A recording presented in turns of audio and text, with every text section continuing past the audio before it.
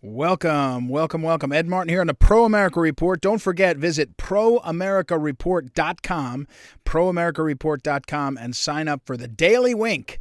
Ed Martin's Daily Wink, what you need to know, Daily Wink right there, proamericareport.com. Great to be with you. As always, got some great guests. If you go to proamericareport.com, you'll always see all of the segments of the radio show over there as standalone links you can get to. And so go over there and check that out and lots of other stuff there. So proamericareport.com.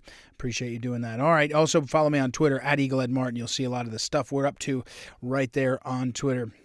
Okay, well, we've got some things today, some interesting guests today. We're going to talk in a few minutes to a gentleman who was fired from his job because he described Black Lives Matter as an organization whose principles struck him as like a terrorist organization.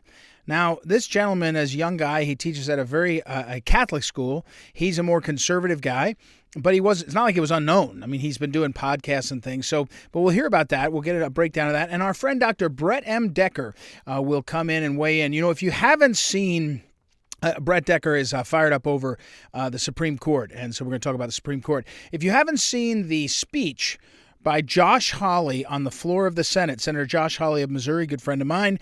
If you haven't seen that speech, you need to go find it. It's about 12 minutes long, maybe a little bit less, and it's as good a summation of where we are in terms of the court's betrayal of we the people. You just want to check it out. So that's a good one to see and find that and track it down. But today, what you need to know, it's kind of a weekend edition. We're heading into the weekend. What you need to know, I want to point you to a tweet that may have missed people's radar.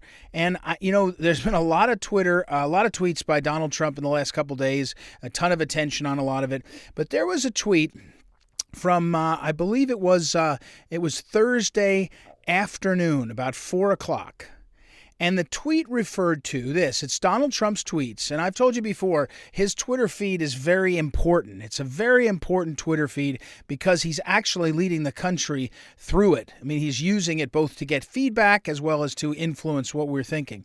So here was Donald Trump's tweet from Thursday afternoon, about 3:56, just before 4 p.m. East Coast time. Donald Trump's tweet. It was not Ambassador Lighthouser's fault yesterday in committee, in that perhaps I didn't make myself clear, but the U.S. certainly does maintain a policy option under various conditions of a complete decoupling from China. Thank you. Now, what's he talking about? Well, Adam Lighthouser, who is, Ambassador Lighthouser, who is one of the president's team. He's appointed and serves, I think the title is the trade representative, and that's an officially ambassador level appointment. So Lighthouser was before one of the committees up on Capitol Hill, I believe, and he was asked, is the U.S. policy decoupling? And I think he said no. And so the story went out and said, the Americans don't have that option on the table. That's what the president's doing. He's basically coming out and saying, no, it's all on the table. All the options are on the table. I'm not backing away from that. We might very well decouple. Here's my point to you. At this point, and by the way, I'm going to start a webinar. I run something called Project Pro America through the Phyllis Schlafly Eagles. If you go to phyllisschlaflyeagles.com, you'll see it. It's a weekly webinar, 7 weeks, and the topic is the problem of China, the coming, not the coming, I toyed with that, our second Cold War. The problem of China, our second Cold War. 7 episodes, 7 one-hour episodes of a webinar, which is done live each Wednesday, but you can also get them on the video also. And I've been researching this, I've been looking into it, and it's so important to understand what we're facing at this moment in our history. And although what the president is doing here is clarifying that on the table, the negotiating table, is everything from totally decoupling to working together on trade deals, and he's wanting to keep that option open, I can tell you, my opinion is that we only will win and save our country if we decouple from China. So think about this, what they've done to us, what China's done to us. They fed us the Wuhan virus. And by not warning us ahead of time and allowing their people to travel all over the world, tens of thousands of people all over the world, heavily into places like northern Italy, where it spread from northern Italy.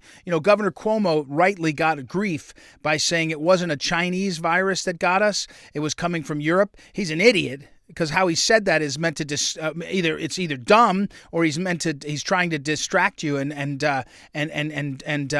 mislead you, because the Wuhan virus came from Wuhan, China, and a lot of the first place it went to was Italy, because there were lots of workers, Chinese workers that flew back to Italy to work. And then people did get the infected in northern Italy and fly to America. But anyway, back to my point. So what has China done to us? In the last 6 months, they've given us the Wuhan virus and lied about it. They've lied about it. They didn't give us, it's not one thing to have a problem and then tell us. They lied about it.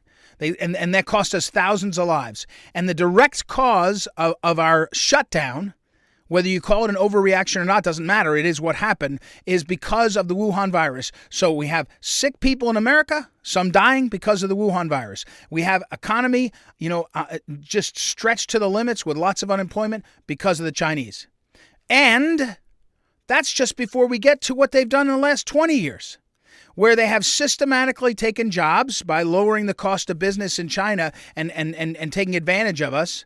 They've systematically stolen our tech, the tech transfer, whether by legal means or illegal means. And they've been giving us fentanyl and killing tens of thousands of Americans every year. 50,000 maybe? So these are bad, bad dudes that are running the communist Chinese regime. And it's a bad, bad situation. And it is going to lead to a decoupling with China. It is. I talked to somebody who runs a $2 billion tech company. He's moving his jobs back from China. 2/3 of his jobs, his production, was in China. And he said, it's not tenable anymore. It doesn't make sense anymore. You can't do it as a matter of small p politics or small b business. And so he's moving it back. His company's moved back. It's not him. He doesn't own it. He's one of the key guys, though, and key leaders. So the point here is, it is a second Cold War, and we are now at a point very similar to after World War II, when you had people say, well, the Soviet Union, we don't like what they're doing now, but we once got along with them and in terms of fighting the war, and now they're doing some crazy things. We don't like it, but we're not going to fight another war, right? We don't want to fight a hot war. So, and maybe they'll trade with us. And let's not get too caught up. And it took 30 years and ultimately Ronald Reagan to say, we win, you lose, to the Soviet communists. And it's beginning now with Donald Trump. It won't be over in one term. It might be over in 2 terms, but I think it'll take longer. But it's the second Cold War. It's upon us. If we don't have a second Cold War, then we've lost America. That's the choice. Because at this rate, did you see the statistic that there was, what is it? How many was it? 80? I'm sorry, I'll have to look it up for sure. I think it was NIH scientists who were fired. NIH scientists. This was on Cernovich at Cernovich. Mike Cernovich's Twitter feed flagged this story. Yeah, there it is. More than 50 scientists were fired or resigned from the NIH because why? Because they discovered, our investigators discovered, 54 scientists lost their jobs. It was discovered that there was foreign money that they were being paid, and they weren't revealing that. So in other words, they're getting money from foreign entities, and they're not revealing it. Well, it isn't clear that they were like taking it to play golf, go on golf gambits or anything. We don't know. But you know what happened when they looked at the 54? This is going to surprise you. When they looked at the 54, it's just the beginning of this story. It turns out that most of them were Chinese money. 93% of the 54 had been getting money from China. So that's what you have going on. You have a situation where you're getting people, you're having people go ahead and get money from China doing research and not tell anyone. Can you believe it? Now, back in the era of the 1950s and 60s, the Soviets were doing the same thing. They were sending money in. They were bribing State Department officials. They had spies and all that. And they've done communist China's done the same thing in our universities, in our media, in our government, and it has to stop. It's a second Cold War. It's on now. If we don't have it and decouple, we will have lost America. And our energy needs to be articulating for people what is happening and why we're in the second Cold War. It's a huge fight.